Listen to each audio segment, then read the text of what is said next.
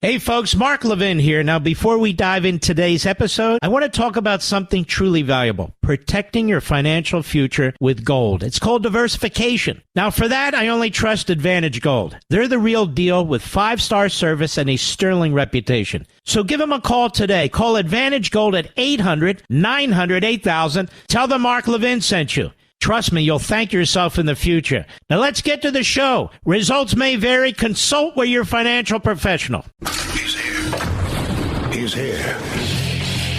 Now, broadcasting from the underground command post, deep in the bowels of a hidden bunker, somewhere under the brick and steel of a nondescript building, we've once again made contact with our leader, Mark Levin.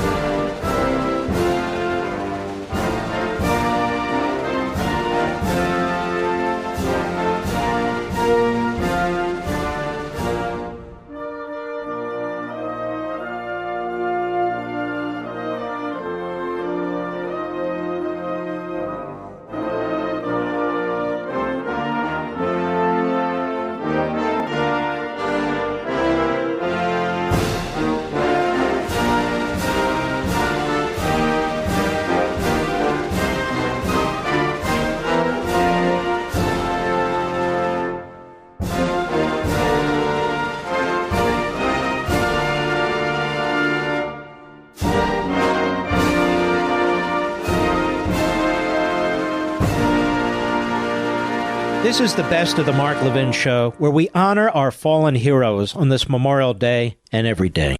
As I sit here and think about this, Mr. Producer, I'm on radio 5 days a week, and then I'm on Fox on the weekends, plus I'm on Blaze TV. I'm never gone, Mr. Producer. I'm always here. How do you like that? Well, ladies and gentlemen, I want to start with something a little different today. Like Monty Hall, you know? Not Monty Hall, what's it? Doesn't matter. Representative MTG going at it with Jasmine Crockett. And I have to admit, I'm rooting for MTG. And then she's going at it with AOC. And then she's going at it with Jasmine Crockett again. And I think it's worth a listen. Let's start. And this is an oversight hearing in the House on holding meritless Garland in contempt.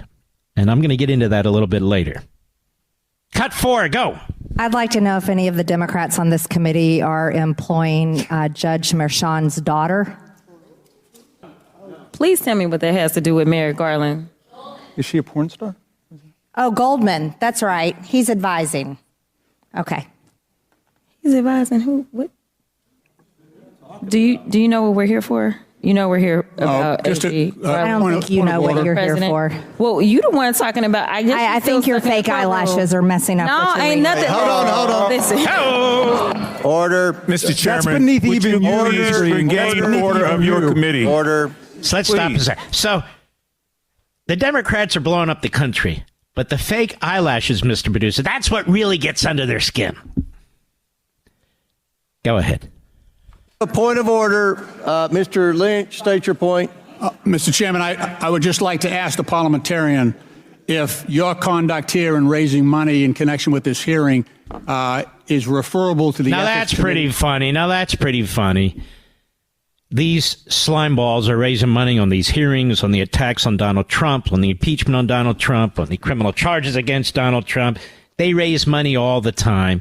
So all they're doing here is throwing political grenades to try and prevent this hearing from going forward so the American people can hear why meritless Garland should be held in contempt. But this is what the Democrats do. Go ahead. in this hearing. Is a motion in order to refer your conduct and now your this abuse is this clown Lynch who used to chair this committee. And you can tell he's from New England. He's from Boston. It's okay. In any event, Remember, he's the guy that led the charge to get Donald Trump's tax returns 2 weeks before the Democrats left the House and turned it over to the Republicans. And then he leaked it to the press. So, he's very stand-up guy, this guy Lynch. Point of order, point of order. Go ahead. Point of order. I do have a point of order, and I would like to move to take down Ms. Green's By words. the way, this is AOC. They're very concerned, these Marxist Islamists, with order you see in the House. Their people are running around with their little crystal knocks all over the country. But we have a point of order here, for crying out loud. Decorum now. Decorum. Not in our colleges and universities. No. Not in our streets. No. We need decorum. Point of order, for crying out loud. She dared to talk about the fake eyelashes. The fake eyelashes, which were getting into the way of Jasmine Crockett's ability to see and think. Go ahead. That is absolutely unacceptable. How dare you attack the physical appearance of another person? Are your feelings hurt? Her words down. Aw. Oh, girl, baby girl. Oh, really? Don't even play, Baby girl, I don't think we are going to move, and we're going to take your words down. I second that motion. So who will have to pay? Okay. Uh-oh. All right, we're suspending. Uh-oh. Chaos is the coin of the round with the Democrats. You can call white men failing up. That's okay. You can call Donald Trump an MFer. That's okay. And Hitler. That's okay. You can call Netanyahu Hitler, who is murdering Palestine. That's okay. You can go on and on and on, but do not talk about Jasmine Crockett's fake eyelashes. That's beyond the pale. I can't. Don't go with me, girl. Don't go there now. Hey, what? Say what? All the street talk is getting good. Let's continue. Cut 6, please. You agree to strike your words? Yeah. Okay. Ms. Green agrees to strike her words. I believe she should apologize. No. Okay, hold on. Then after Mr. Perry's going to be recognized, then Ms. Green I'm not has 4 minutes and apologizing. 21 Well, seconds. then you're reserve not the right to striking your object. words. I am You're not apologizing. Now let's go. Come on, guys. Why don't you debate me? Mr. Chairman, the This minority... is Raskin. Here's Raskin, the man who's always concerned about proper order. He's a Marxist pig. He's always in the middle of every effort to overthrow a Republican administration. Have you noticed that? Mr. Chairman? Shut up, you moron. This, by the way, this is why I could never, ever be a member of Congress, Mr. Producer. Can you imagine me sitting there watching this? And the one-liners that I would throw at the Democrat. Can you imagine that, Mr. Producer? Or a hearing, if they asked me to testify. You think I'd put up with their crap for 2 seconds? No. And to be honest, folks, this is why Bernie Sanders won't come on the program. All these phony journalists won't come on the program. I will eviscerate them. I don't care. Oh, proper order. Proper order up your wazoo. People are ruining my country or destroying my country. Go ahead. You're not. Yeah, you're not. Out of order. You don't have enough You're out of order. intelligence. Chair recognizes Mr. Perry. Okay, move to strike I'd like to strike those words as well. I would like order. That's 2 requests to strike. That's 2 requests to strike. At least AOC can count. That's a good one. Go ahead. It's another motion to strike her words again. Please All right, get okay, your members under here's control. the correct apology. Ms. Green, do you agree to unanimous consent to strike your words?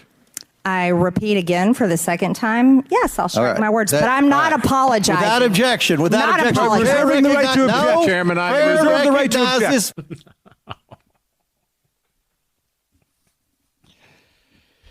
People are very upset about this, America. Very, very upset about this. I have articles here where we now have 500,000 communist Chinese, single, military-age men pouring into the country thanks to Biden. I have an article here that Biden and Blinken are going forward with importing Palestinians from Gaza into the country. I have articles here about executive privilege being used to make sure that we never, ever get to hear the Biden tapes and the cover-up and on and on and on. They're trying to put Donald Trump in prison. They violated his due process rights in 1,000 different ways. And I'm supposed to be upset about this. I'm supposed to be upset about this. Let me tell you something, folks. The left is attacking us. They use whatever words they want. They try to humiliate us. I'm going to get further into Sam Alito. I'll update on you that. They don't care. Their media don't care. And I don't care when we slap them back. I really don't. I really don't. This doesn't bother me in the least. In the least. Now, I was on Hannity last night. And I want to play this for you because everybody can't watch TV or listen to the radio and vice versa. But it's time to go on offense against Mr. Bragg, Alvin. It's time to go on offense against this judge. It's time to go on offense, period. Cut one, go. Well, you don't want to hear my closing argument because I'd be held in contempt. But instead, what I'd like to do, if that's all right, Sean, is give you my opening argument on why Alvin Bragg should be disbarred, why he should be facing charges for suborning perjury, which I've talked about on my radio show for the last 3 days, and also why he's in violation of the Brady Act. We have very smart lawyers, some fairly smart lawyers, who are talking about this case. They're all saying the same thing in a different way because the case is so outrageous, we're running out of words and explanations for it. None of us have ever seen anything like this. You have collateral evidence, which is unconstitutional. You have somebody being charged, and he's not sure what he's charged with, which is unconstitutional. You have all kinds of allegations being made, which are absolutely outrageous and not relevant. You have a dead state statute that remains dead today that's being used. You have a federal campaign law, and nobody knows exactly what part of the federal campaign law we're talking about. And so I want to talk about Alvin Bragg rather than keep talking about the same thing. There's a Supreme Court case called Brady versus Maryland. And the Supreme Court ruled, and I'll keep it tight, that the government, the prosecutor, must not withhold exculpatory evidence. Must be given to the defense.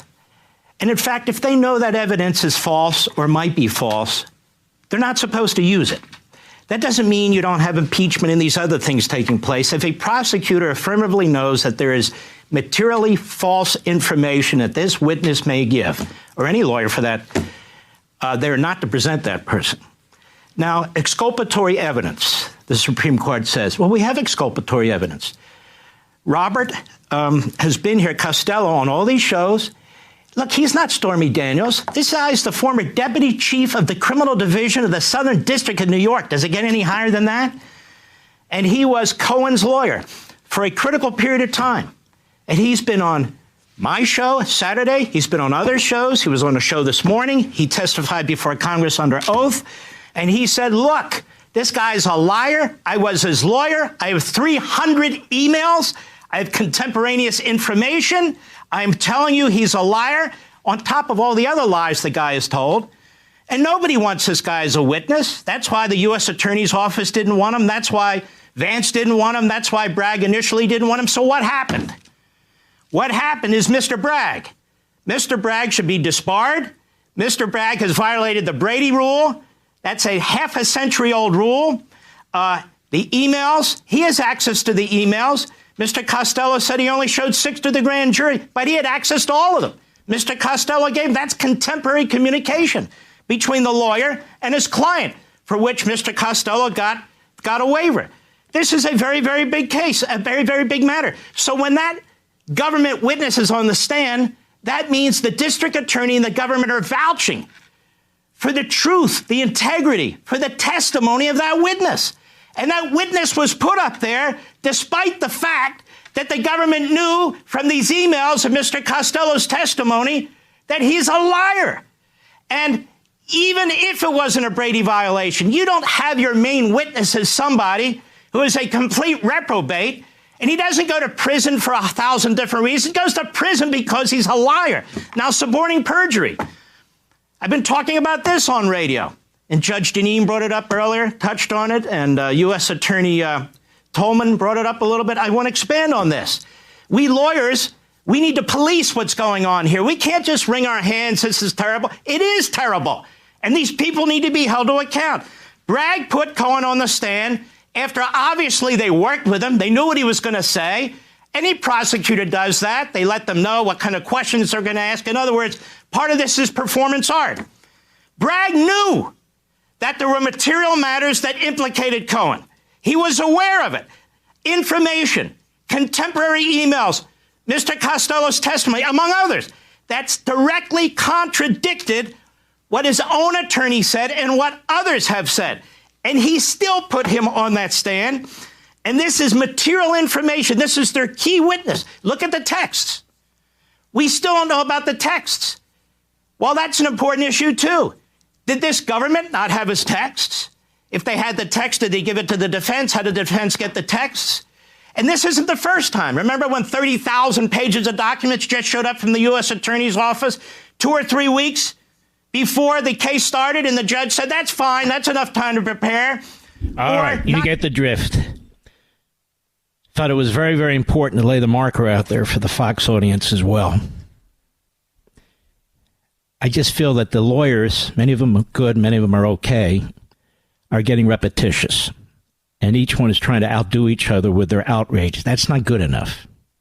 We got to take it to the next stage. And the next stage is this case should now be about Alvin Bragg and the judge, not about Donald Trump. And this judge, as I say later in the broadcast on Fox, he will not allow Brad Smith to testify so far, the expert. He's been on our radio show here. He's been on my TV shows.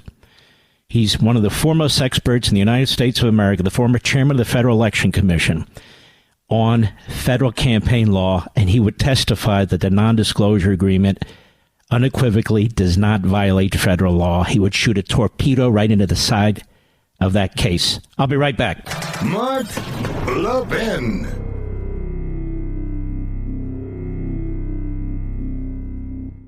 You know, folks, China, Russia, Iran, they're all on the move. Right here in the U.S., you've got inflation, you have open borders, and, of course, an election year. Oh, and we just crossed over $34 trillion in debt with no signs of slowing down. It's time to wake up, folks. There's a lot at risk, possibly even your retirement account. The time to protect yourself is before a crisis, not after. Advantage Gold, the gold and silver company I recommend to help Americans. Well, they'll help you prepare now for times just like these. Call them at 800-900-8000 today. Get their free 2024 gold and silver kit. Plus, tell them I sent you, and they'll give you a special Mark Levin discount worth up to $1,300 if you qualify. Call Advantage Gold today. Here's the number, 800-900-8000. Plus, see if you qualify to get your special discount worth up to $1,300 today, 800-900-8000. Performance may vary. Past performance is not necessarily indicative of future results. You should always consult your financial and tax professional.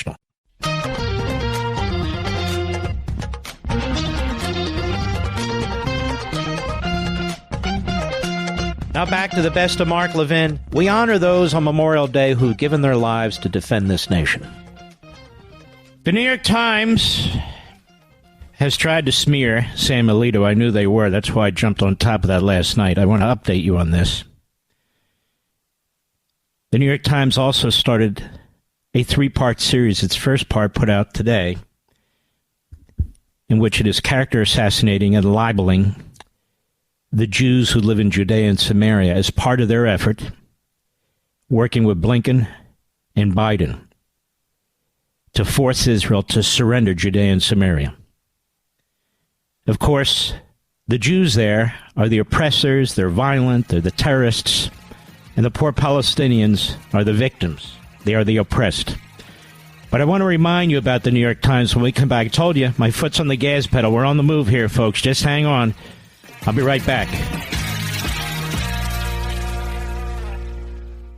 You know, folks, we've got an awful lot swirling around this country, both internally and externally. We've got wars going on in all parts of the world. We've got riots effectively going on in our colleges and universities. We have inflation through the roof. It's an election year to boot. All these problems are often huge tailwinds for gold, which is why gold is at all-time highs, looking like it's going to go higher. And when it comes to gold, I only trust my friends at Advantage Gold. They help Americans just like you protect your retirement accounts and help safeguard multiplied your wealth through diversification. So call them right now. 800-900-8000. Get their free 2024 gold and silver kit plus a special Mark Levin discount worth up to $1,300 if you qualify. Call Advantage Gold right now. 800-900-8000. See if you qualify to get your special Mark Levin discount worth up to $1,300 today. Performance may vary. Past performance is not necessarily indicative of future results. You should always consult your financial and tax professional.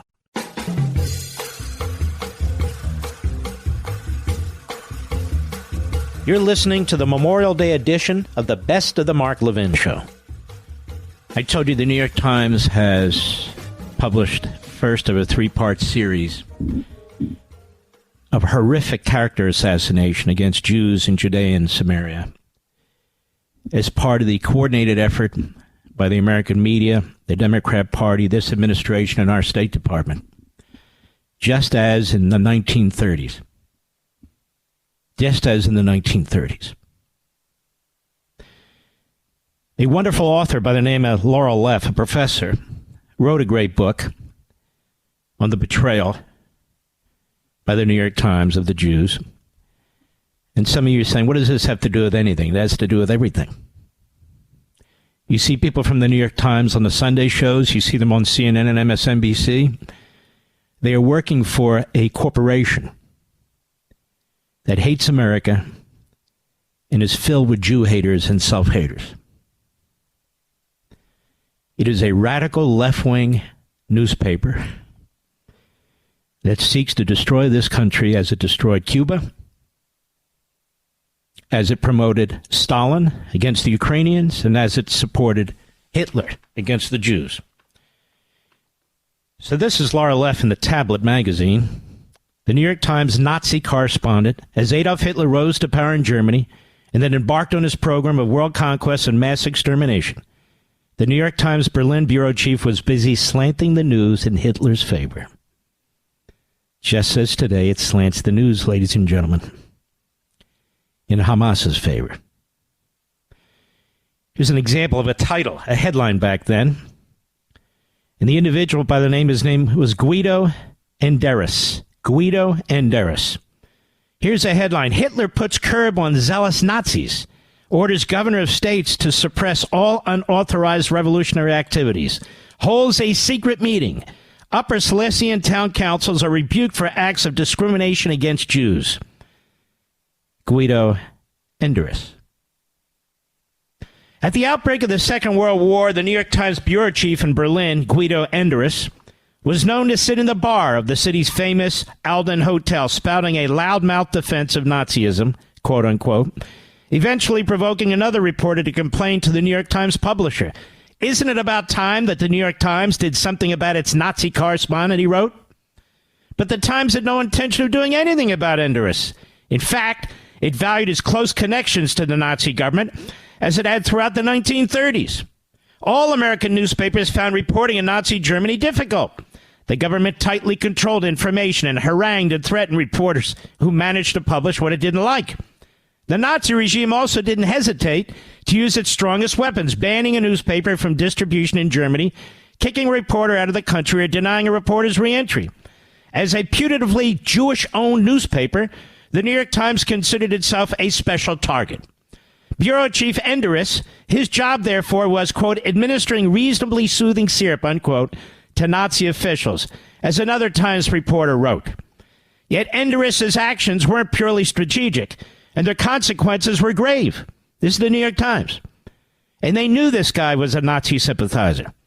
He was the bureau chief. Throughout the 1930s, Enderis helped steer Times coverage to play down Jewish persecution and play up Germany's so-called peaceful intentions. He kowtowed to Nazi officials, wrote stories presenting solely the Nazi point of view, and reined in other Times reporters whose criticism he thought went too far, shaping the news in favor of a genocidal regime bent on establishing a 1,000-year Reich. Did you know this about the New York Times, Mr. Producer? You know it from me. Other New York Times reporters, most conspicuously Walter Duranty, who deliberately minimized the Soviet famine that took millions of Ukrainian lives in the 1920s, have become notorious for misrepresenting the news. One Once time had passed and the archives had opened. Enduress, however, has remained largely under the radar. And she wrote the book Buried by the Times, The Holocaust in America's Most Important Newspaper. To be clear, the Times had no agenda to bolster Nazism. In fact, Arthur Hayes Sulzberger, the Times publisher during most of the Nazi era, detested Hitler and advocated U.S. intervention to stop German aggression. Nor was Enduress a Nazi corroborator, a charge that should be leveled carefully, given that Nazi propaganda services actually enlisted American correspondents. Instead, what crippled the Times' coverage of Hitler and the Nazis was a timidity and a deference to authority, born of being an institution controlled by Jews who desperately wanted to fit into a Protestant society. Rather than run the slightest risk of being tossed out of Nazi Germany and causing a ruckus over its Jewish ownership, the Times let a figure like Enduress, a pitiful ally of some of history's greatest villains, lead its Berlin bureau during its most consequential decade. Guido Enduress acquired an affinity for Germany at a young age. Born in Chicago in 1874, he moved as a child to Milwaukee, a city with a large German-American population. Enduress's father founded one German-language newspaper there and had advertising for another. A third German-language paper sent the young Enduress to Berlin in 1916 after stints as a reporter for two Milwaukee papers. The following year, Enduress joined the Associated Press wire service in Berlin and developed a reputation for his, quote, intimate knowledge of Germany and German personalities, unquote. A decade later, the New York Times hired him for its Berlin bureau chief, naming him Berlin bureau chief in 1930. Enduress was 56, never married, and prone to wearing loud suits and bright red ties. From the beginning, Enduress's journalistic deficiencies were apparent. Enduress has a ponderous, wordy style that is often so vague that we have to change his dispatches to let the reader know what he means, wrote one editor, who also wrangled with his weird words and dictionary phrases. Enduress, who fought every alteration in his copy, retorted, the improvement volunteered at the other end afford no impressive evidence of superior literacy acumen.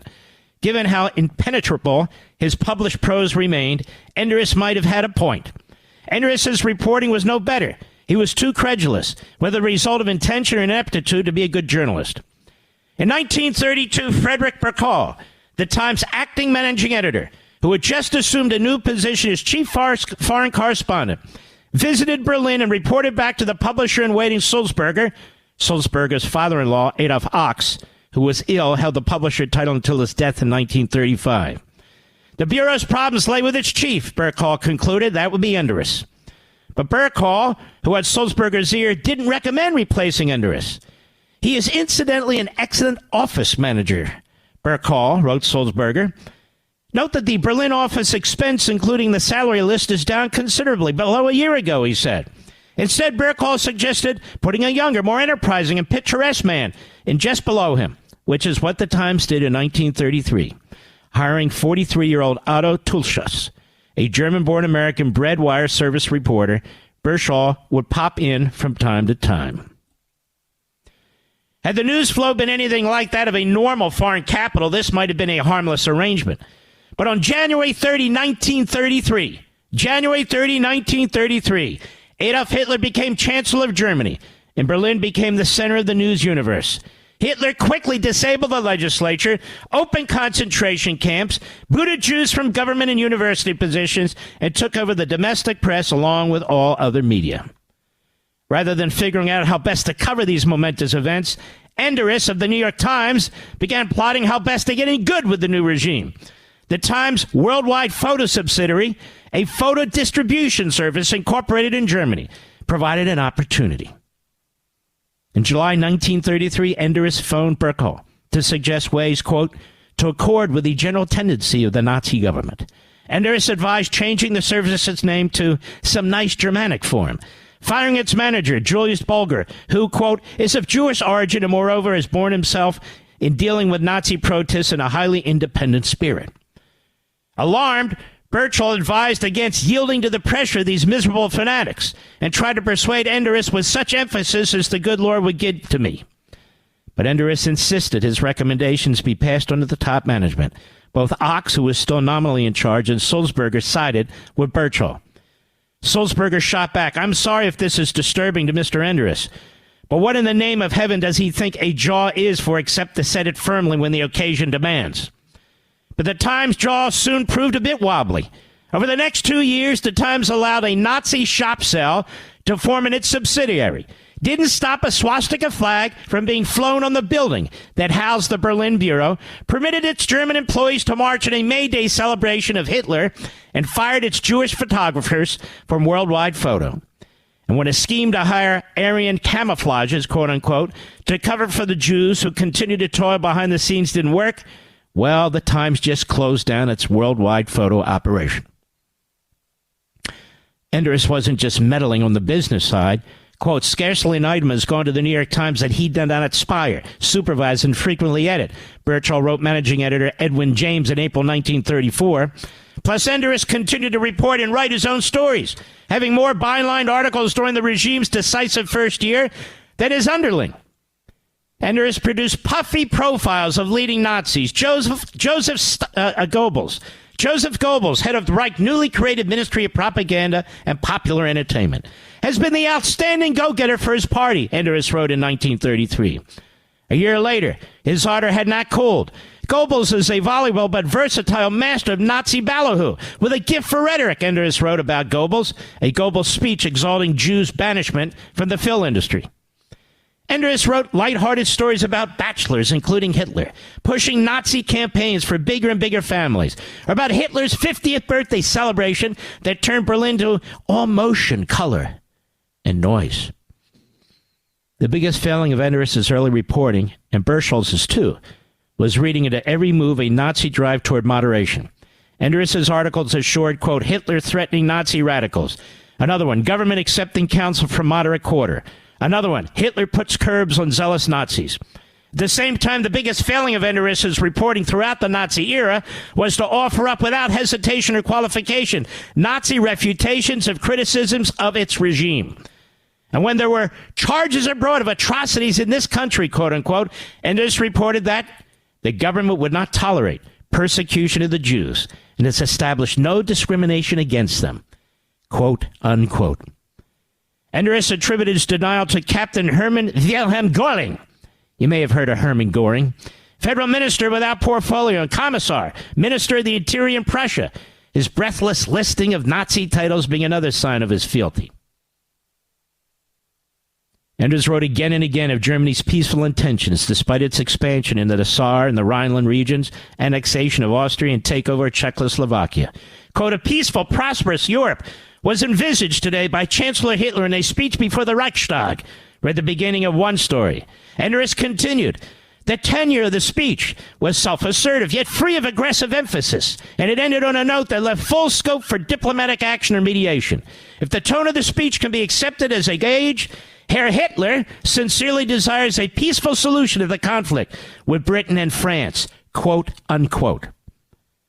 Remarkably, Hitler delivered the speech, and Endres wrote about it 5 weeks after Germany had invaded Poland and ignited World War II. It's hard to know which took more chutzpah, for Hitler to say it, for Endres to write it, or for the Times to publish it.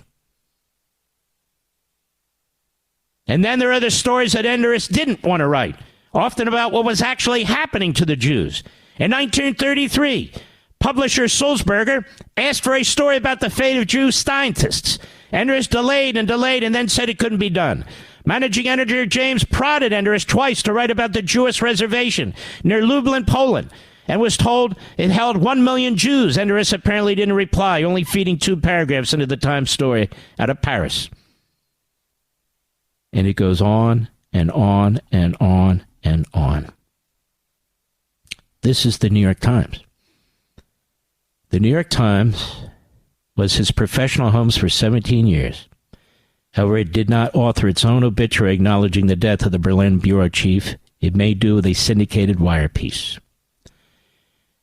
And today, the New York Times is doing the same thing to the Jews in Judea and Samaria. They call them the settlers, in a 3-part series intended to further advance the terrorist regime, Iran, and its terrorist surrogates' propaganda to destroy the state of Israel including its forced abandonment of Judea and Syria and its official original capital, as it continues its war on the Jews from the Holocaust to today.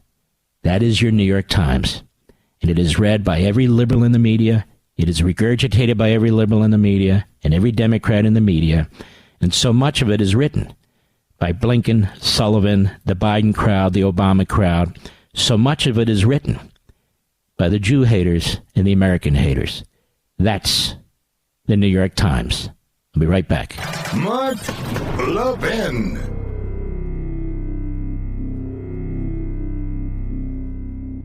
All over the world, our enemies are on the move. And in our own country, same thing. Things are tough between rising prices, election issues, a $34 trillion debt. But folks, there is good news. If you're smart, you can use these problems to your advantage. By making the right choices right now, you can keep your retirement money safe and even make more money in this climate. That's where Advantage Gold comes in. They're experts in helping Americans protect their savings with gold and silver. It's called diversification. Call Advantage Gold today, 800-900-8000. They'll send you a free 2024 gold and silver kit that tells you how to keep your money safe when things are bad. Tell them I sent you, and you may qualify for a special Mark Levin discount worth up to $1,300. Call Advantage Gold at 800-900-8000, 800-900-8000. See if you qualify for that special discount worth up to $1,300. That's 800-900-8000. Performance may vary. Past performance is not necessarily indicative of future results. You should always consult your financial and tax professionals.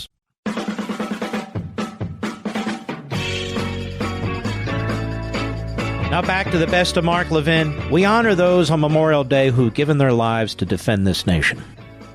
That's the New York Times. Just a little snippet for you, America.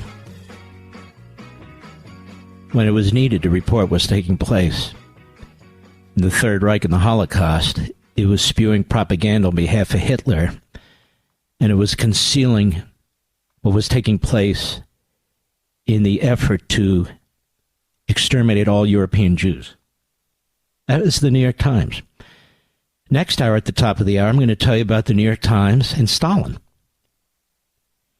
So we have the New York Times with Hitler, but I want to tell you about the New York Times with Stalin, just as the New York Times today is with Hamas and Hezbollah and the PLO in Iran. You've got to listen to this. You're not going to hear it anywhere else. You're just not. When we come back, things you have not been taught in school and things the media will not say about itself. And that is the New York Times role next. The New York Times role in hiding Stalin's mass murders in Ukraine. Hiding Stalin's mass murders in Ukraine through Walter Durandi, their bureau chief in Moscow, promoting Hitlerism and covering the Third Reich with their correspondent in Berlin. I'll be right back. This segment of the podcast is exclusively sponsored by Pure Talk. Pure Talk offers great coverage and can save your family money on your wireless bill every single month. Go to puretalk.com to find the plan that's right for you. Thank you again for listening, and thank you so much for this sponsorship, Pure Talk. He's here. He's here. Now, broadcasting from the underground command post, deep in the bowels of a hidden bunker, somewhere under the brick and steel of a nondescript building, we've once again made contact with our leader, Mark Levin. This is the best of the Mark Levin Show, where we honor our fallen heroes on this Memorial Day and every day. The New York Times is running a 3-part series of some of the most anti-Semitic, Jew-hating, Israel-hating propaganda ever, starting today. And so I thought you should know about this corporation that's dressed up as a media operation, and how on the major issues facing mankind, it has stood with the genocidal maniacs and the monsters every damn time. I gave you a thumbnail sketch of the New York Times and the Third Reich and Hitler. I wrote about it more extensively, of course, in Unfreedom of the Press, an entire chapter on the New York Times. The betrayal of millions, I believe I called it. Now we move to Stalin. So the New York Times was in Hitler's back pocket. And if you thought that was bad, they had their collective corporate heads up Stalin's ass. And we turn to this fantastic site again, Tablet Magazine, how the New York Times helped hide Stalin's mass murders in Ukraine. And as a footnote, ladies and gentlemen, Ukraine is now losing the war with Russia.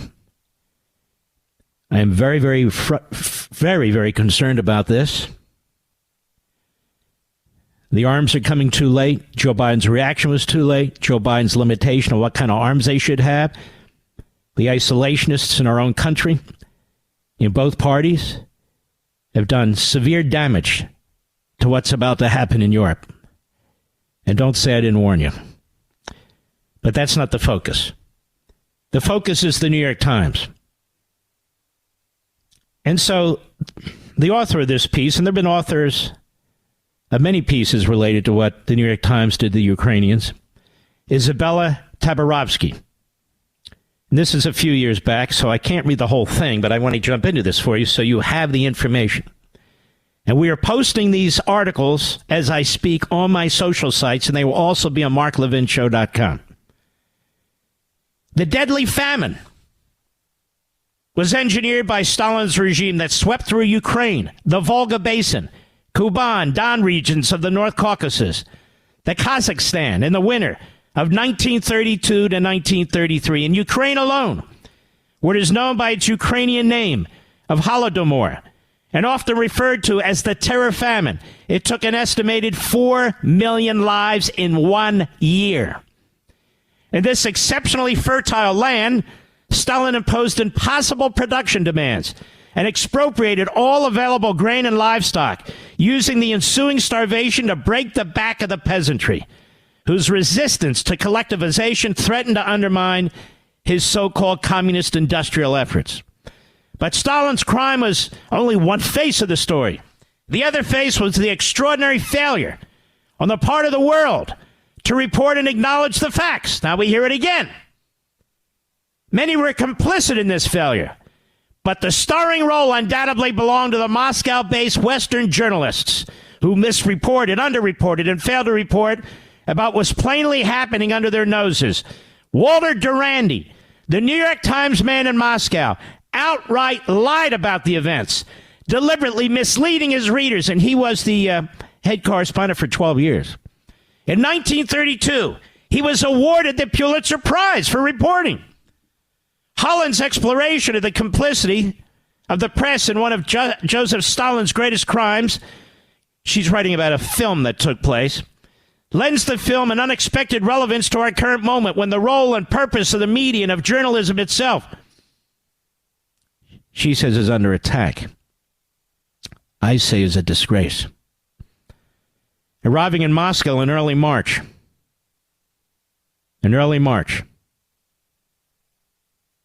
Let me move on here. Well, let me just be blunt with you. In his fictional account, a writer in Moscow, Muggeridge was a British citizen and a British reporter in Moscow who was telling the truth about what was taking place. And he hated Walter Durandi because he said Walter Durandi was a liar. Walter Durandi was on the payroll of Stalin. Walter Durandi was given women by Stalin. He was given a chauffeured limousine by Stalin. He was given all the best food he could possibly eat. So he writes, in his fictionalized account of winter in Moscow, Muggeridge described an encounter with a peasant in one of Moscow's markets. The peasant flung himself onto a piece of sausage he had just purchased, then started retching. And in his face, the protagonist, Muggeridge himself, saw something animal, desperate, fearful. And what did he see? Cannibalism was taking place in Ukraine. Stalin shut down the Ukraine Nothing could get in or out. Solzhenitsyn even talks about this, writes about this.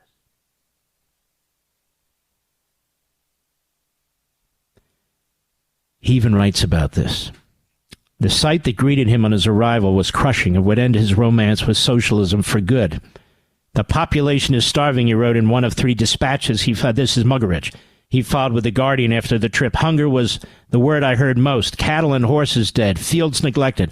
All the grain that was produced taken by the government. Now no bread at all, no bread anywhere, nothing much else either. Despair and bewilderment. He described little towns and villages just numb and the people too desperate a condition even actively to resent what happened, their bodies often swollen from hunger. He noted that only the military and the GPU, the secret police, are well fed. The rest of the population, starving, terrorized. Noting the soldiers and the secret police were tasked with preventing the hungry people from leaving the area. Muggeridge, this is the Guardian British reporter, concluded that the famine was an organized one, compared it to a military occupation worse than active war. He would later call the whole scheme diabolical. Visiting a German private agricultural concession, which in contrast to the surrounding area enjoyed a good harvest with both animals and people well fed and thriving, only confirmed his analysis. On returning to Moscow, Muggeridge reported his findings to the British embassy, asked the embassy to smuggle his dispatches out by diplomatic pouch. On March 25, 27, and 28, 1932, the Guardians ran them without attribution, obviously to prevent Muggeridge from being murdered. Muggeridge judged them to have been mutilated and watered down by his editors. Nonetheless, even in the redacted state, they created a stir. On his walking toward the Ukraine countryside, another reporter, Jones, visited 22 villages, another Brit, interviewing farmers who were starving and dying. He talked to hundreds of peasants one-on-one in Russian, carefully recording their conversations. He also talked to peasants who had temporarily moved into local towns in search of food. Back in Moscow, he interviewed some 20 to 30 members of the Foreign Diplomatic Corps, and like Muggeridge, he discovered the government-imposed starvation was an open secret. Jones left the USSR at the end of March, and on his way back on March 29, a day after Muggeridge's last report ran in The Guardian, he gave a press conference in Berlin. A variety of newspapers carried the story. It was the first time the reports of the famine could be attributed to a specific individual, and one who could be seen with their own eyes. The 1-2 punch of Muggeridge and Joe's reporting was too much for the Soviet press office to bear. It pressured Western reporters to rebut them. And whether or not an outright collusion took place, as one reporter alleged later, a high-profile rebuttal did appear at the hands of no less a figure than Walter Duranty, the New York Times celebrated Pulitzer Prize-winning Moscow correspondent and the reigning Western popular authority on all things Bolshevik. On March 31, the Times carried Duranty's now infamous piece, Russians Hungry But Not Starving, in which he disputed the facts of the famine, facts that he himself knew to be true and had frequently discussed in private conversations. Yes, there is hunger, Duranty wrote, but the deaths were due to disease associated with malnutrition rather than to starvation itself. Shortages existed, but larger cities had food. The novelty of collective farming had simply made a mess of food production. And to bring the point home, Duranty went further. He drew a catchphrase that by then had become his trademark. You can't make an omelet without breaking eggs. That's his line, a line he likely transported from its Russian equivalent. When timber is cut, chips fly. That saying was widely used inside the country at the time to brush aside concerns with the disruptions and excesses of the revolution. He came to acquire sinister undertone in the country, forever associated with the millions of lives sacrificed on the altar of the communist revolution. But to Duranty's audiences, the phrase seemed proof of his genius, scoring him numerous points with the admirers of the Soviet experiment. But Duranty's job didn't end with denying the famine. It was also necessary to discredit the messenger. He painted Jones, the British reporter, as something of a youngster with an overactive imagination, suggesting that his entire Russia experience began and ended with a 3-week hike through the Ukrainian countryside. That's not correct. Jones had studied Russian at Cambridge and visited the country twice before, and he distorted and misrepresented Jones' arguments. In the end, it was Jones standing alone against the great Duranty and the newspaper of record. The media scorned his reporting. Lloyd George distanced himself from him, making it even harder for many to accept the truth of his and Muggeridge's reports was the fact that Hitler was just then using the famine in Ukraine in his propaganda, attacking German social democrats and implying that Marxists everywhere were responsible for Stalin's mass crimes. It became controversial to note that starvation was taking place at all. Thus, Jones had nothing left to do but go back home and join Western Mail and South Wales News as a junior reporter. The following months, he focused his reporting efforts on Nazi Germany. Traveling there in May, he could see that his earlier prophecy about Germany going full speed toward a fascist dictatorship had come true. He was appalled at Hitler's death blow to the German democracy. He was shocked by and disgusted at length his ruthless medieval campaign of hatred against the Jews, which the New York Times is still doing. Muggeridge, who left Moscow shortly after his trip to Ukraine, also found himself under attack. And it goes on. The vast majority of the Moscow-based foreign press to cover the cruel and murderous famine that Stalin deliberately induced in Ukraine raises numerous uncomfortable questions. Why did so many journalists choose to ignore a huge story that was staring them in the face? Why did they prove themselves so pliable in accepting the limitations on movement and reporting imposed by the Soviets? Why did so many fail even to report such limitations were in place? Undoubtedly, the Soviet press office exerted a powerful influence over Western journalists, and it goes on. But there were other factors at play, including individual character and personal convictions. In that deeply polarized time, it took an exceptionally independent-minded individual to see the whole picture and dare to write about it. Muggeridge and Jones both saw the profound danger inherent in both the Nazi and Soviet regimes. That's right. And what did the New York Times do? It had two correspondents, the leading correspondents in Berlin and in Moscow, that were propagandists for Hitler and Stalin. For Hitler and Stalin. And what of Walter Duranty, the man who denied the famine in America's most high-profile and respected news publication? Surprising or not, the only cause Duranty was ever truly devoted to was himself. An elitist by nature, probably not a little bit of a narcissist, he liked being the center of attention. Sounds like all those damn reporters at the New York Times, doesn't it? His takes on the Soviet regime assured him a celebrity status among the cultural and social elites in Paris and New York. And that is what truly mattered to Duranty. Just then, he was positioning himself as the facilitator-in-chief of the coming American diplomatic recognition of the Soviet Union. And he was hardly going to tolerate some young whippersnapper ruining his party. In 1941, he would briefly acknowledge that he had underestimated the famine, would even go so far as to call it man-made, but would quickly reverse course. And it goes on about Duranty. The reporting of the New York Times by these two reporters on this three-part series, which is a real blood libel against the Jews, the New York Times is at it again, will draw attention to them, will give them celebrity in Hollywood, among the elites in academia and elsewhere.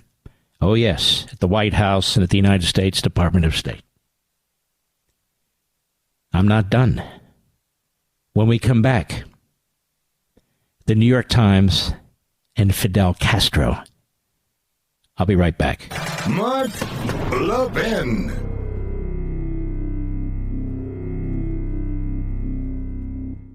We're so fortunate in this country to have a military of men and women who voluntarily lay their lives on the line for us. But when their service ends, transition to civilian life can be very difficult, especially now. Access to housing, employment, even their earned VA benefits can be very difficult. That's why Pure Talk proudly helps support America's Warrior Partnership and their mission to prevent veteran suicide. This is very important. You can join the fight when you switch to Pure Talk's 5G service and help Pure Talk support this great charity. Remember, Pure Talk was founded by a veteran. Through the end of the month, they'll match every dollar donated up to $50,000. Folks, choose a wireless company that shares your values. Upgrade your cell phone service to America's most dependable 5G network. Just $20 a month. Go to puretalk.com/Levin. puretalk.com/LEVIN. Make the switch, folks. That's puretalk.com/LEVIN, Levin, for superior cell phone service that's half the price of Verizon,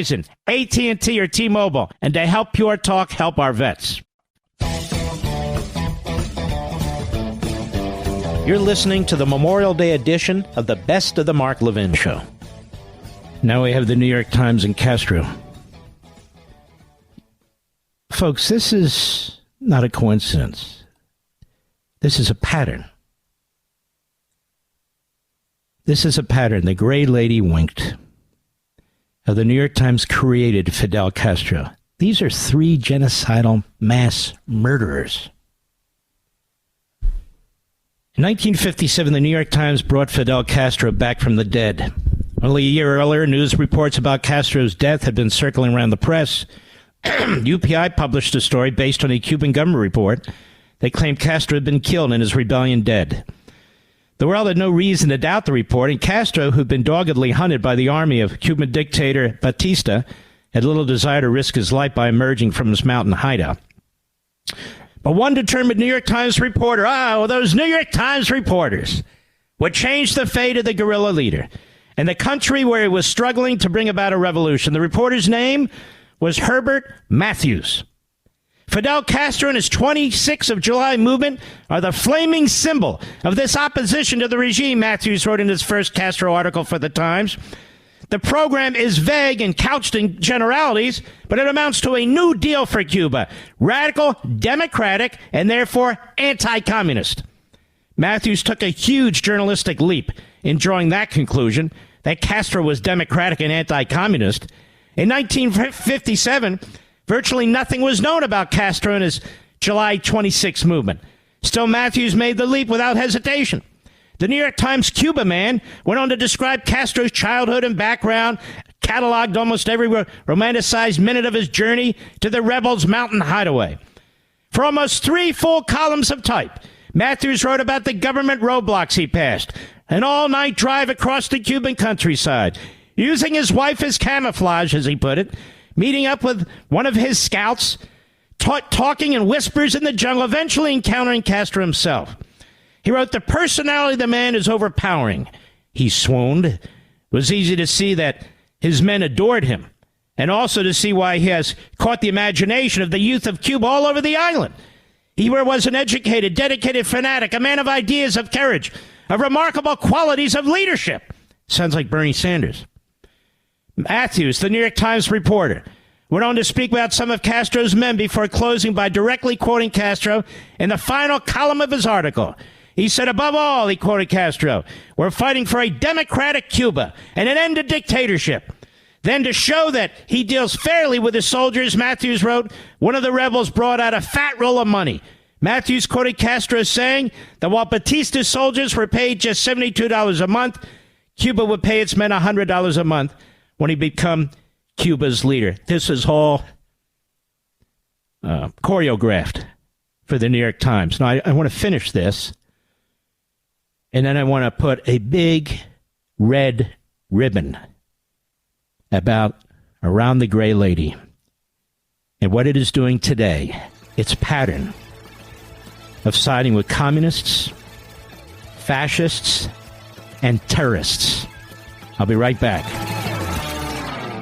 We're so fortunate in this country to have a military of men and women who voluntarily lay their lives on the line for us. But when their service ends, transition to civilian life can be very difficult, especially now. Access to housing, employment, even their earned VA benefits can be very difficult. That's why Pure Talk proudly helps support America's Warrior Partnership and their mission to prevent veteran suicide. This is very important. You can join the fight when you switch to Pure Talk's 5G service and help Pure Talk support this great charity. Remember, Pure Talk was founded by a veteran. Through the end of the month, they'll match every dollar donated up to $50,000. Folks, choose a wireless company that shares your values. Upgrade your cell phone service to America's most dependable 5G network. Just $20 a month. Go to puretalk.com/Levin. puretalk.com/LEVIN. Make the switch, folks. That's puretalk.com/LEVIN. Levin. For superior cell phone service that's half the price of Verizon, AT&T, or T-Mobile, and to help Pure Talk help our vets.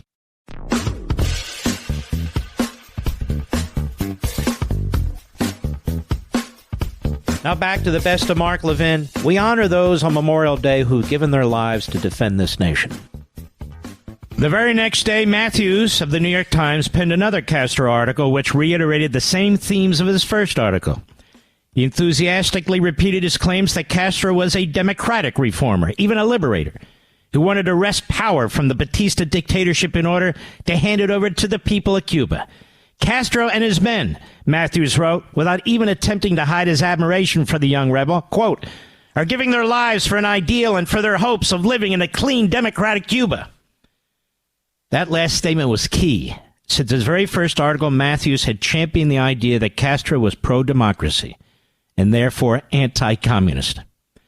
This question of the revolution's attitude toward communism was everything to everyone in 1957, a time when the United States and the USSR were locked in tension at the very height of the Cold War. To the Soviet Union, Castro's revolution looked like a potential opportunity to expand the borders of communism right up to the shores of America. To the people of Cuba, the question of Castro's link to communism concerned the kind of country they would have and the lives they would lead under this new so-called liberator. And most consequentially of all, especially where reporting the New York Times was concerned, to the United States, Castro's embrace, a rejection of communism, would determine the specific policy America would adopt toward the island nation 90 miles off its southern coast. The New York Times created Fidel Castro. Fidel Castro had a couple dozen guerrilla rebels left, and he was hiding in the mountains. And the New York Times created an image of him that did not exist, which helped expand his numbers. In some cases, certain Cuban people put their defenses down, thought that maybe he was some kind of a democratic leader, rallied people in the United States behind Castro. And look what's happened to that island nation. It's a prison state. It's a murder state. It's a slave state. Allied with China, Russia, Iran, and the rest. Hitler, Stalin, Castro. Hitler, Stalin, Castro. This is a corporation that claims to print all the news it's fit to print. It claims to be the leading newspaper in America. Its reporters today are all over TV. And two of its reporters today began a 3-part series painting the Jewish people in Judea and Samaria, the original birthplace of Judaism, as terrorists. A long 3 series of articles. The New York Times is not a free press. The New York Times is a press that advances genocide. That's what it is. And that's what it's doing. You know what the title of this is? After 50 years of failure to stop violence and terrorism against Palestinians by Jewish ultranationalists, lawlessness has become the law. What do you think of that, Mr. Producer?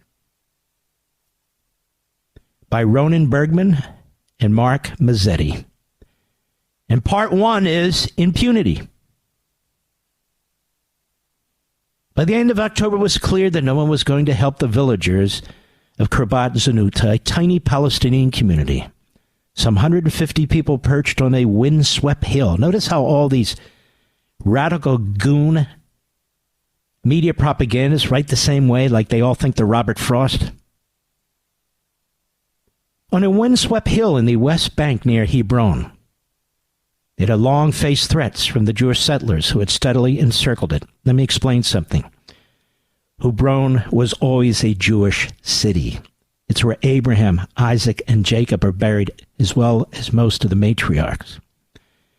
In the 1920s, the so-called Palestinians slaughtered scores of families there, unprovoked.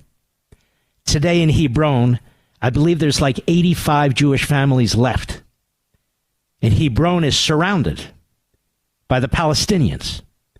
And here, these two guys write about a tiny Palestinian community, 150 people perched on a windswept hill in the West Bank near Hebron.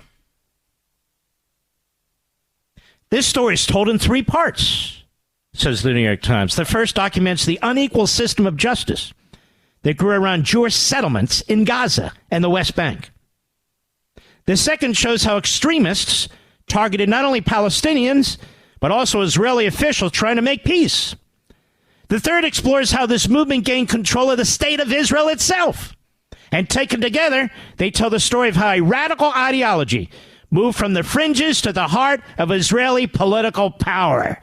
This is the New York Times, trying to take a rusty stake and drive it through the heart of the Jewish state. Durante, Enderis, Matthews, and now Bergman and Mazzetti. And for this, they will get Pulitzer Prizes. And this will be regurgitated by Jew-hating anti-Semites, by Marxists, Islamists, and fascists all over the world. Bergman and Mazzetti of the New York Times.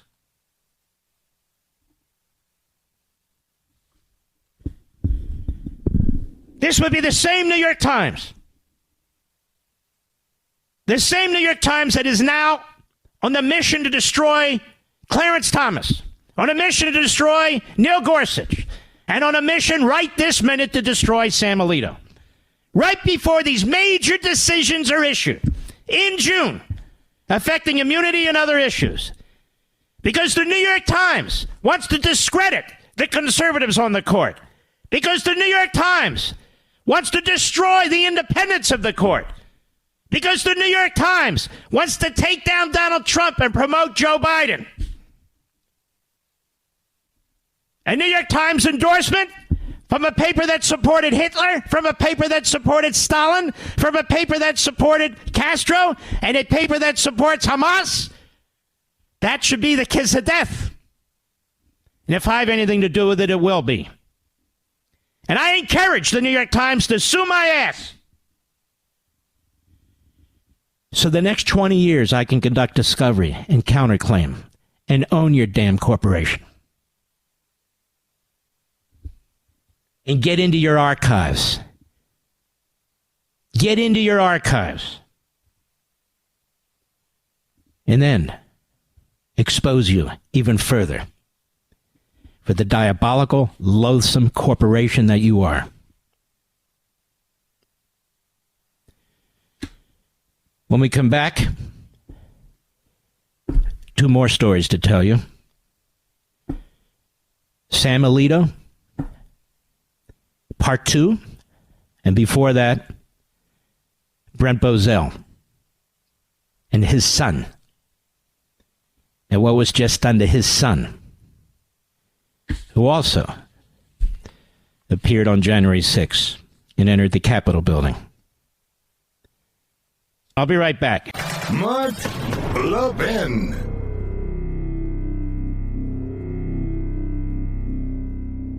We're so fortunate in this country to have a military of men and women who voluntarily lay their lives on the line for us. But when their service ends, transition to civilian life can be very difficult, especially now. Access to housing, employment, even their earned VA benefits can be very difficult. That's why Pure Talk proudly helps support America's Warrior Partnership and their mission to prevent veteran suicide. This is very important. You can join the fight when you switch to Pure Talk's 5G service and help Pure Talk support this great charity. Remember, Pure Talk was founded by a veteran. Through the end of the month, they'll match every dollar donated up to $50,000. Folks, choose a wireless company that shares your values. Upgrade your cell phone service to America's most dependable 5G network. Just $20 a month. Go to puretalk.com/Levin. puretalk.com/LEVIN. Make the switch, folks. That's puretalk.com/LEVIN, Levin, for superior cell phone service that's half the price of Verizon, AT&T, or T-Mobile, and to help Pure Talk help our vets. Now back to the best of Mark Levin. We honor those on Memorial Day who've given their lives to defend this nation. Well, this one hurts. This one hurts a lot. Brent Bozell just posted the following. Brent Bozell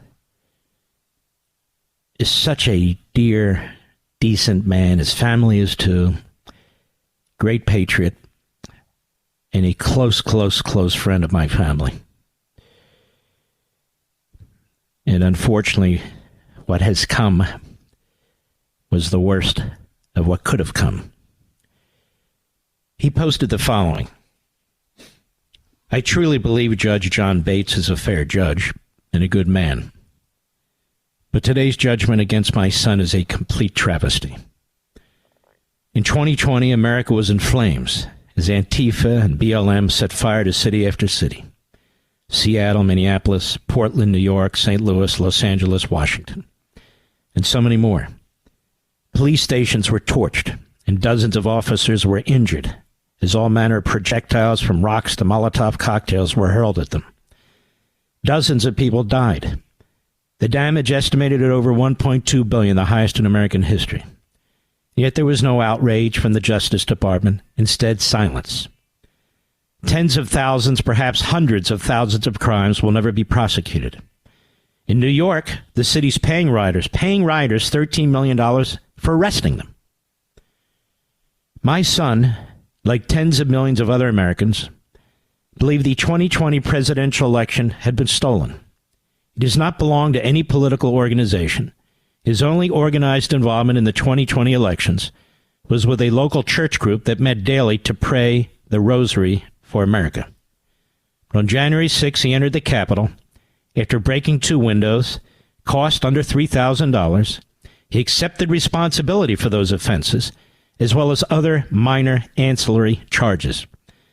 But he would not plead guilty to the charge of obstruction. When he would not plead guilty to the charge of obstruction, as unconstitutional a charge as there ever was, and one which is about to be tossed out by the U.S. Supreme Court, the Biden Justice Department unloaded. 2.5 years after he was charged, on the eve of his trial, suddenly the so-called Justice Department found he'd assaulted a policeman when his body possibly momentarily brushed the officer. For this, my son has now been sentenced to 45 months in prison. It's almost 4 years. But that's not all. After his conviction, the so-called Justice Department tried relentlessly but unsuccessfully to pin a terrorism enhancement charge on him, thus equating my son, whose most serious crime ever was a traffic offense, to Osama bin Laden. This was not a pursuit of justice by a prosecution governed by principle. In Biden's America, justice has no home if you are on the right. This was a political prosecution because my son, Leo Brent Bozell IV, carries his father's name, and his father is a known conservative leader who is supporting President Trump in 2024. This is just one more way the Biden administration is trying to shut down the conservative movement in America. But in this case, they failed. I love my son, and I'll be more outspoken than ever. The criminal investigation into this corrupt Justice Department is long overdue. And he speaks for millions of us. And he speaks for many of those defendants and their families. No question about that. Look at the Hitler Youth all over the country. The damage they've created and so forth. Look at the arrests in New York. They're in the jail one day and they're out the back door the next. I have articles in front of me about illegal aliens. One guy now had a truck that he turned into basically a rape machine. He'd been deported before, but he's back. Raping. You've got devastated families from fentanyl. You've got devastated families from Venezuelan gangs and MS-13 gangs whose asses shouldn't be in this country.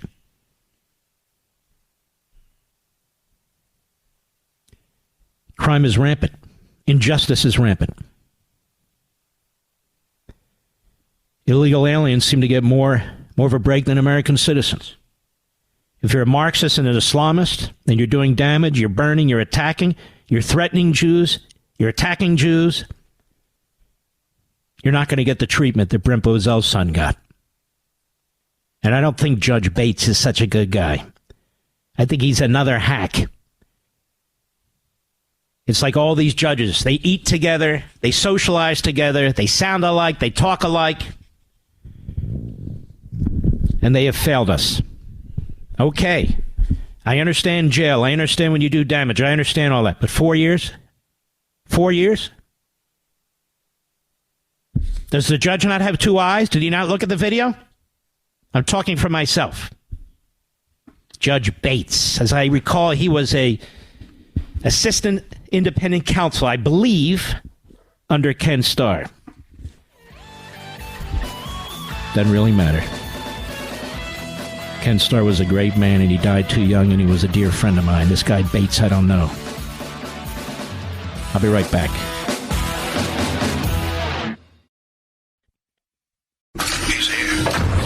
He's here.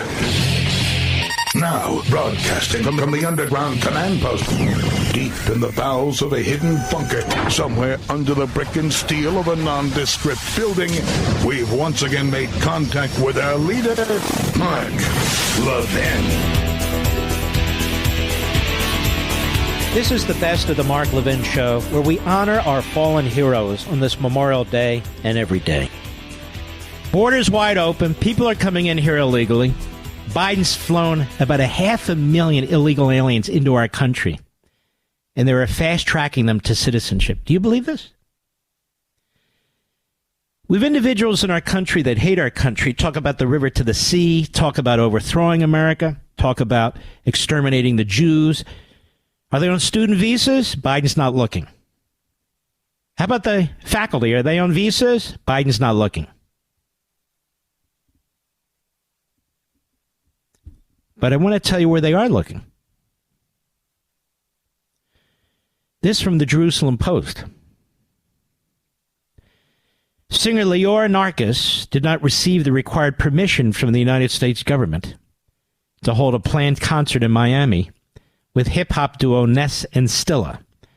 The singer announced on her Instagram account this morning. My dear and beloved audience, even though I'm already here, meaning in Miami, I was prevented from holding the performances that were planned due to bureaucratic reasons. We were promised that we would receive an artist visa so that we could perform legally. However, so far the requested approval has not been received. Unfortunately, we are forced to postpone all performances in the United States. We've come this far to give you our heart and soul. I believe that everything is for the best. We pray for good news for all of us. Now, why did that happen? The request was made together with Nasia Levy and Dor Saraker, who released the song Harbu Darbu, a song in November which called on the IDF to take revenge on Hamas and all terrorists responsible for the October 7 massacre. It also called on international anti-Israel celebrities in the media. The song rose to the top of the charts in Israel and spread across social media. Lyrics on the song call Hamas and its supporters children of Amalek, the ancient tribe that tried to destroy the Israelites, and it goes on. So you see, ladies and gentlemen, it must be controversial, those lyrics about wiping out Hamas and the terrorists and calling out Hollywood. That's why they didn't get the artist visa, Mr. Producer. That's why they didn't get the artist visa. Our government, ladies and gentlemen, has turned on us. Our government is supporting the wrong side. Our government is supporting evil. It's just appalling. Our government uses information from Hamas. It uses data from Hamas. Our government refuses to call out Iran. It funds Iran. Our government funds Iran.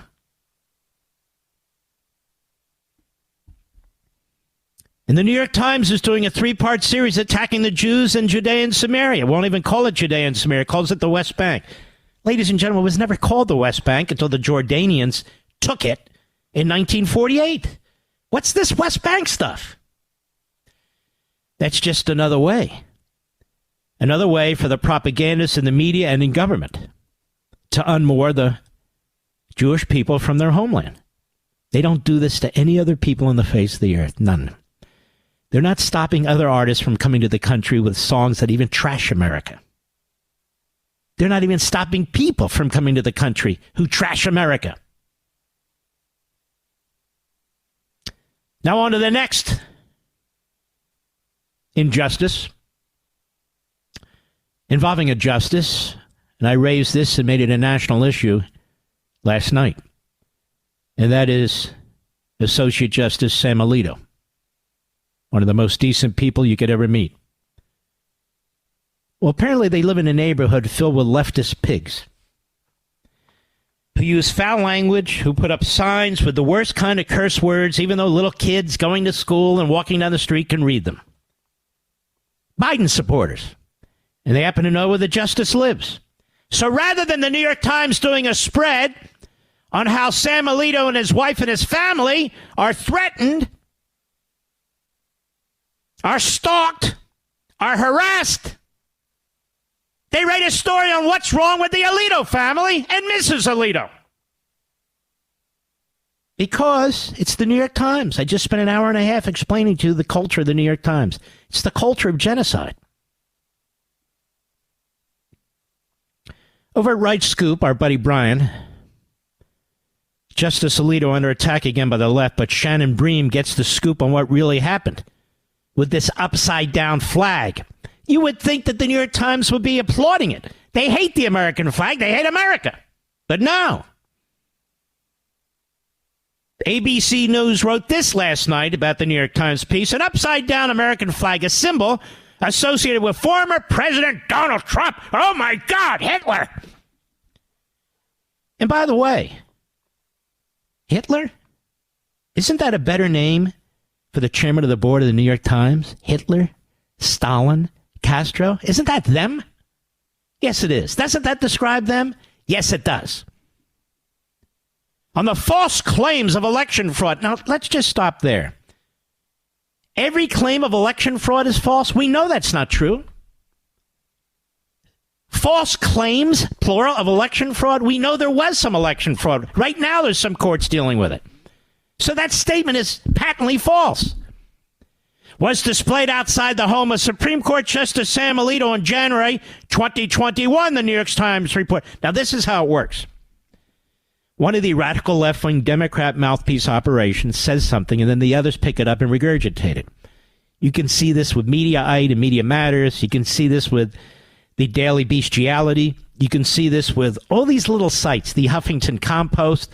And then when they start repeating it, and it's all over the place. Matter of fact, if you Google my name, Google purposely still has stories from like 8 months ago, Mr. Producer, or 3 months ago, or 6 months ago, intending to smear me, but they don't smear me. Why? Because I'm right here with a big microphone.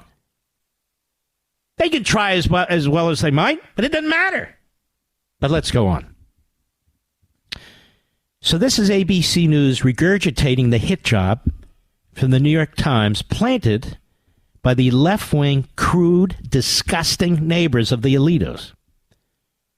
A photo obtained and published by the newspaper shows the flag flying on January 17, 2021, days after Trump supporters stormed the U.S. Capitol on January 6, 2021.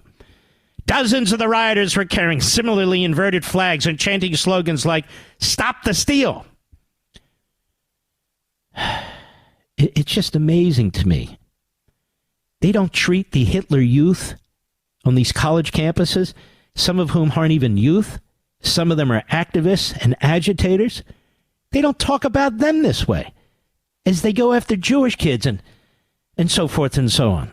The report could raise concerns. Here you go, about Alito's impartiality as the court considers two major cases related to the attack, including charges faced by the rioters and whether Trump has immunity from prosecution on election interference charges. That's the timing. We talked about this yesterday. These big cases. So if a majority of the court does the right thing in both cases, they will tell you that the court did the wrong thing that they're conflicted. And the court is just another political entity. This is how they demean, undermine our institutions, which they're happy to do. All the time the flag was flying. All the time the flag was flying, ABC says. The court was still considering whether to take up cases over the 2020 election. It ultimately rejected them over dissent from 3 conservative justices, including Alito, who was appointed by President Bush. He wrote that the court's consideration of the cases would have no impact on the 2020 election, but would provide invaluable guidance for the future elections. Alito, for his part, acknowledged the presence of the flag in his home in Alexandria, Virginia, but said it was placed there by his wife. I had no involvement whatsoever in the flying of the flag, he said in an email to the Slimes. It was briefly placed by Mrs. Alito in response to a neighbor's use of objectionable and personally insulting language on yard signs. Now, they're trying their best to smear Justice Alito and impute his motives, but Shannon Breen, as rights group points out with Fox News, got even more details. Turns out this is just another concocted scandal, as I told you it would be, that has nothing to do with January 6th or then President Trump. Breen said, I spoke directly with Justice Alito about the flag story in the New York Times. In addition to what's in the story, he told me a neighbor on their street had an F Trump sign that was written 50 feet of where children await the school bus in January 21. Mrs. Alito brought this up with the neighbor. In other words, she objected to the F Trump sign near the school bus. According to Justice Alito, things escalated, and the neighbor put up a sign personally addressing Mrs. Alito and blaming her for the January 6th attacks. So you see, the New York Times twists this. Mrs. Alito's being harassed. Justice Alito said he and his wife were walking in the neighborhood, and there were words between Mrs. Alito and a male at the home with the sign. Alito says the man engaged in vulgar language, including the C word. Following that exchange, Mrs. Alito was distraught and hung the flag upside down for a short time. Justice Alito says some neighbors on his street are very political and acknowledges it was a very heated time in January 2021. They take this, these crude, disgusting, cancerous neighbors with their foul mouths and their cuss words and their signs, these punks, these lowlives. They know that justice lives there. They know those kids get a bus there. F Trump. That's the big sign. And Mrs. Alito objects. Oh, you're not allowed to do that, Mrs. Alito. You're married to a Supreme Court justice. No. You're not allowed to challenge that. And you're certainly not allowed to put an upside-down flag on your ground, because that means Justice Alito can't rule on 2 important Supreme Court cases. Don't you understand? Says who? And then, of course, this is how it works. Goes from the New York Times, ABC News, NBC News, CBS, the Wire survey. It's all over the place. And then in come the slime balls like Richard Blumenthal from Connecticut.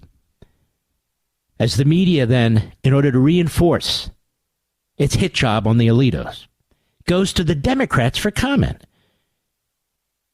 The Supreme Court needs an inspector general. An inspector general? What would the inspector general have to do with this? I mean, they're just filled with unethical justices. Look at Alito with his wife. For God's sakes, look how bad that is. Oh, look at Clarence Thomas. Oh, look at Neil Gorsuch. Don't look at Sotomayor, the most corrupt of any justice in modern history. No. What do we know about Elena Kagan? Do we know anything, Mr. Producer? Nothing. How about Jackson? Do we know anything about her? Zippo. Nothing. Notice how they treat Barrett with kid gloves, because they see she's coming around, man. Look what they did to Kavanaugh. Look what they did to Kavanaugh. And, of course, John Roberts. They like John Roberts. The New York Times mostly likes John Roberts, because the Roberts are friends with the Friedmans. Who? Thomas Friedman. Really? Yes. John Roberts has gone full social swamp. He's not what he was when he was in the Reagan administration. A hard baller conservative Reaganite. No. Can't we all get along?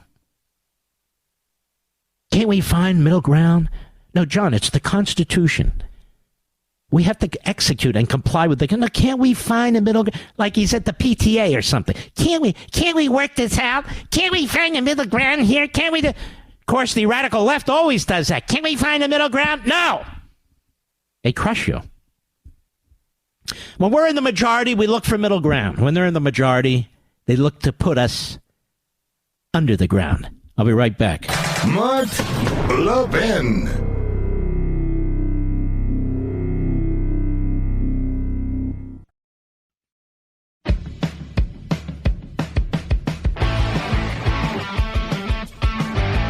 Now back to the best of Mark Levin. We honor those on Memorial Day who've given their lives to defend this nation. Andrea Mitchell, she's been around a long time and it shows. And she's worse than ever. And the media and the Democrats and the leftists, one and the same, they're very worried about this trial now in Manhattan. Very, very concerned. They had the prosecutor, they had the judge, they had the jury. They had the media. The judge was doing everything he could like a good little Stalinist. Still is. To try and create the outcome. And she's very upset. And she's on MSLSD yesterday. Hat tip, Daily Caller, cut 8, go. With the prosecution having to prove this beyond a reasonable doubt, there's a human instinct to also look at this man who's a former president and a potential future president and ask yourself as a juror, are the issues here so important? And, I know it's an important violation of the law, but when you look at the actual facts of the case... it's an important violation of what law, you idiot? Anyway, go ahead. Unlike some of the other indictments, like classified documents, January 6th and the others, does it all get back to, is this such a big deal that we should take away his chance to be president? No, that's not what it comes down to, moron. There's no crime. There's no law. That's the problem. Not will they think this isn't big enough for the... Boy, what is wrong with you? You are sick. What's happened to your brain? Go ahead. If one believes, that that's his right, of course. By the way, what's happened to her voice? What's happened to her voice? Go ahead. The presumptive nominee, and if you convict him, that could change his whole life and change the life of the country. I mean, there could be a juror on there that's thinking that way. Yeah, right. That's right. If there's a juror that votes against conviction, it's because, that juror was just playing politics, not because of what's going in the court. See, this is Andrea Mitchell. This is the media. And you hate them for a reason. And they deserve it. They do deserve it. Do you know Joe Biden was at the National Museum of African American History and Culture today? Shouldn't they have like a room there, an exhibit at the National Museum of African American History and Culture of Joe Biden, the racist segregationist, with quotes, little cards that these museums put up about Joe Biden, what he said about a jungle, that he didn't want his kids being integrated into a jungle. Why don't they have that? Well, we'll look into this in a moment. We'll be right back.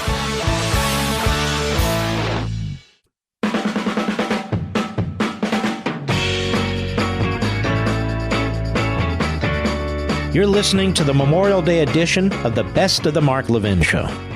So many Americans really are suckers. There's Biden at the Holocaust Museum while he is trying to destroy the state of Israel and prevent the Israeli people from defending themselves. And there's Biden today at the National Museum of African American History and Culture when he's the only candidate running who has a history of racism and segregationism. They like to talk about who Donald Trump had dinner with one night. But they don't like to talk about who Joe Biden really was and his impact on the black community. And even today, what the hell has he done for the black community? Nothing. Oh, I'm wrong. Fentanyl and opposition to school choice. Oh, yeah. Biden. Here's Biden at the National Museum of African American History. Cut 9, go. I'll just slow up for just 1 second here. Ad lib a little bit here because I'm going to get in trouble for keeping you longer. But, we have 1,000 billionaires in America. 1,000. I'm a capitalist. You can make all that money, fine. Just pay your fair share. Well, here's the deal.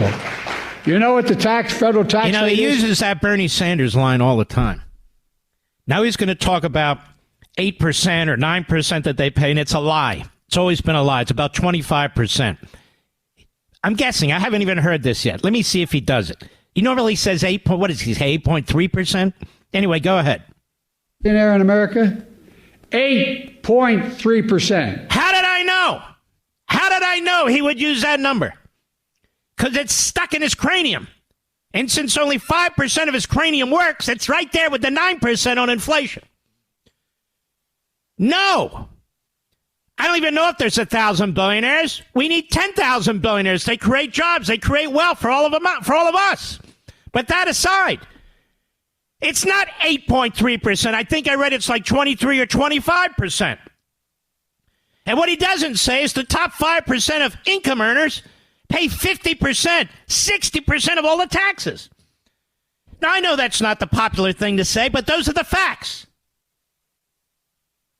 So he just lies. He lies about the Jews and the number of Palestinians who are killed. He lies about the border. He lies about inflation. He's just a friggin' psycho. Go ahead. If you just raised it to 25%, we raised $400 billion. Hey, clown, it's already at 25. 400 million, billion. Who is this idiot? Sets up 2 S corporations so he can avoid what? The Obama tax. The idiot was vice president when Obama signed into law so-called Obamacare.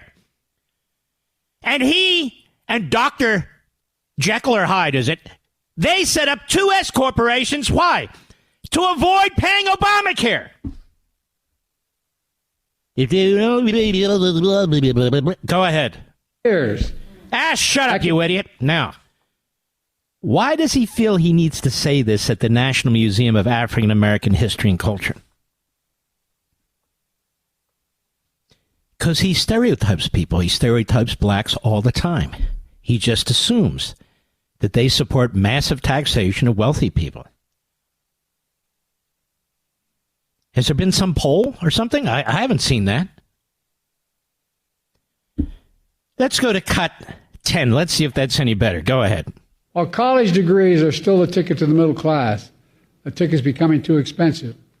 Too many young people, black students, are dealing with unsustainable debts in exchange for a college degree.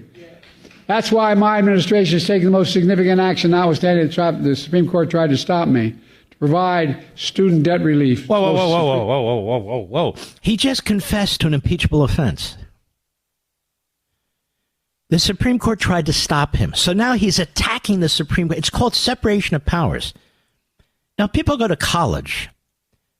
You'd think they'd understand separation of powers. That is, a president doesn't have the power to tax, to borrow, or to spend. Under Article 1, that power belongs to what? Congress. And those bills come out of where? The House of Representatives. That's what the Supreme Court told him. He takes an oath to uphold the Constitution, and then he slurs his way through. Supreme Court tried to stop me.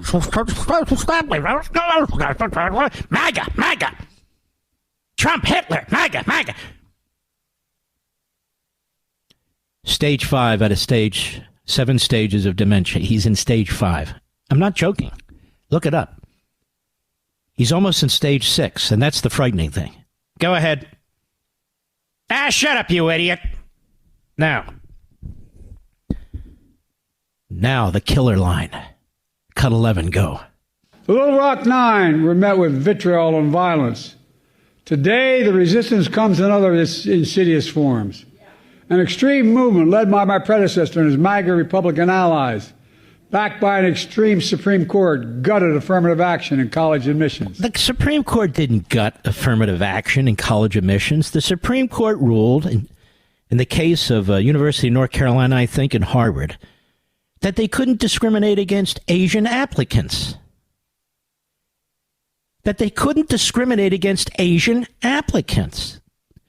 And he calls that gutting affirmative action. These schools were discriminating against a minority, Asians, because as a group, they're smart. That's not a stereotype. That's a fact. And these colleges put in place quotas against Asians, as they put in quotas against Jews. And the Supreme Court said that violates the 14th Amendment, equal protection under the Constitution. It always has and it always will. And this clown says that the Supreme Court, MAGA, the extremists, gutted affirmative action. He is playing these students for fools. And he's trying to link MAGA to white supremacy when he's the damn Klansman, or pretty damn close to it. Extreme MAGA friends. Go ahead. My predecessor and his extreme MAGA friends are now going after diversity, equity, and inclusion all across America. They want right. What does that mean? MAGA, my friends, my sons. Doesn't he have like polygrip or something in this? They need to like get dental cement or something and glue those teeth to his skull so they don't keep moving around. America. We're supposed to be a colorblind society. Lincoln talked about it. Martin Luther King talked about it. The 14th Amendment enshrines it in the states from the 5th Amendment. We fought a civil war over this. Civil rights battles over this. Litigation in the Supreme Court over this. Joe Biden's just moving on. He was a bigot and a racist in one direction, and he's a bigot and a racist in another direction. He's a chameleon. He's an unprincipled political hack. And he'll go to the Holocaust Museum and tell Jews what they want to hear. He'll go to this National Museum of African American History and Culture and presume to know what blacks want to hear. Let me ask you this. Step back. Does this guy have a positive message for America? Does he inspire you? Does he talk up the country? Is he a proud president of a proud people? Of a fantastic country? No. He's none of these things. He's none of these things. He's the Grim Reaper. Let's move on. Cut 12, Mr. Producer. Go. Together, the NAACP and this museum are monuments to the power of black history. The NAACP condemned you in 1994 when you sponsored a bill that targeted black communities. They condemned you, Biden. They condemned you when you threw in with the Southern racists and segregationists in the early 70s. They condemned you. The general counsel of the NAACP, who was a Jewish guy, he condemned you to your face. And there he is now, the great savior of civil rights. Go ahead. American history. It's American. You know, it's a really important thing to continue to. We have a whole group of people out there. Shut up, you mumbling buffoon. Now, I want to quickly talk about executive privilege. Executive privilege exists to protect separation of powers, and in this case, the presidency, the executive branch, from overreach by Congress. And so if it can harm national security, internal deliberations, a criminal investigation, things of that sort, a president can assert executive privilege, as Washington did and others. And it's perfectly legitimate. Even though it's not in the Constitution, it's understood as an implied power to protect separation of powers. Under no circumstance, I got it, Rich. Under no circumstances can you assert executive privilege to cover your ass for political reasons. That is, he doesn't want the audio of the text that went out of his testimony. It has nothing to do with an ongoing criminal investigation or anything else. They are hiding this guy like a veal in a cage, with the debates being structured in a way to protect him, walking from the helicopter, limiting his access to press conferences. It is outrageous. I'll be right back. Mark Levin.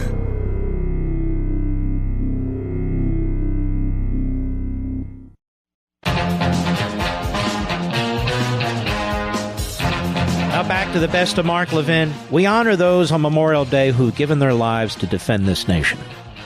I hope you've enjoyed listening to the program, or at least feel that you've taken something away from it. We've gone very deep into the Constitution, the law, the economics and philosophy, and we've had a good time, some joshing around. That's what this format is for. It's not paint by the colors. People ask me all the time, I want to get into radio, what should I do? And I say, be yourself.